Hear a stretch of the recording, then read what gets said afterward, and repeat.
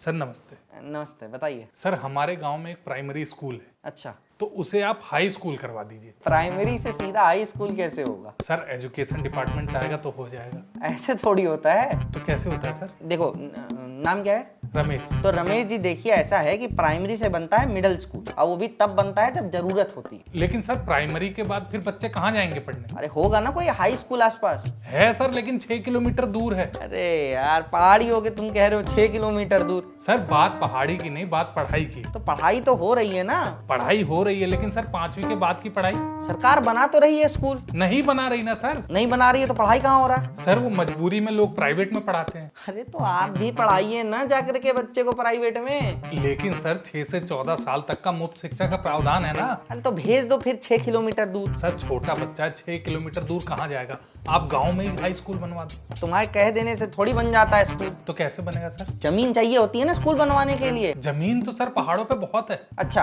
और सरकार स्कूल बनाएगी तो किससे लेगी जमीन? ग्राम सभा से। और स्कूल बनाएगी कहाँ? जहाँ बच्चे होंगे। अच्छा, तो सिर्फ जमीन से हो जाएगा? नहीं, टीचर भी चाहिए होंगे। टीचर चाहिए, झाड़ू पोछे वाले चाहिए, पानी पिलाने वाले चाहिए।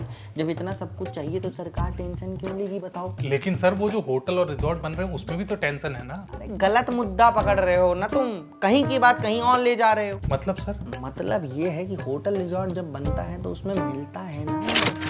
अच्छा, तो मतलब मैं अपने बच्चे को आगे ना पढ़ाऊं? पढ़ने में तेज है तुम्हारा बच्चा? ठीक ठाक। मतलब काम चलाऊ है? हाँ यही मान लो आप। देखो, अब एक बच्चे के चक्कर में सत्याग्रह करोगे, स्कूल बनवाओगे, और लड़का पढ़ लिख नहीं पाया तो उसके नौकरी के लिए इधर उधर दौड़ोगे। नौकरी तो सरकार देगी ना साहब। तुम्हें दी? नहीं, मैं तो किसान हूँ, आपको तो दी ना सर। अरे कहाँ यार, हमारे बाबूजी ऑन ड्यूटी एक्सपायर हो गए थे तो उन्हीं की जगह पे हमको बैठा दिया गया। अच्छा, तो तो क्या करूँ मैं साहब?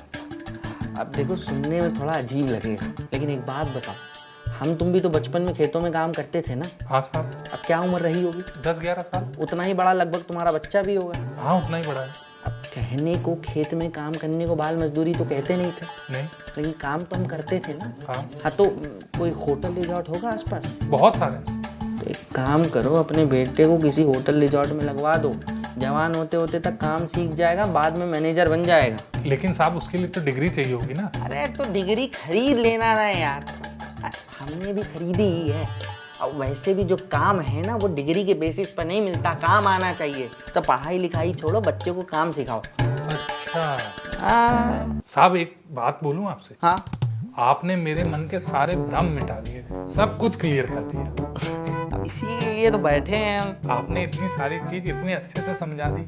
मैं आपको एक उपहार देना चाहता हूँ। अरे नहीं नहीं, उपहार का हम क्या करेंगे, ठीक है। साहब आपने सिस्टम इतने अच्छे से समझा दिया, अब मैं सिस्टम को तो धन्यवाद कर नहीं सकता, तो मैं आपको धन्यवाद करना चाहता हूँ। कृपा करके उपहार ले लीजिए। अब आप सिस्टम समझ गए हैं और देना चाह रहे हैं तो फिर एक काम करिए, डायरेक्ट नहीं देते हैं, इसके अंदर रख के दबा दीजिएगा। इसमें नहीं सर। अच्छा, तो आप डायरेक्ट देना चाह रहे हैं। चलिए ठीक है, दे दीजिए।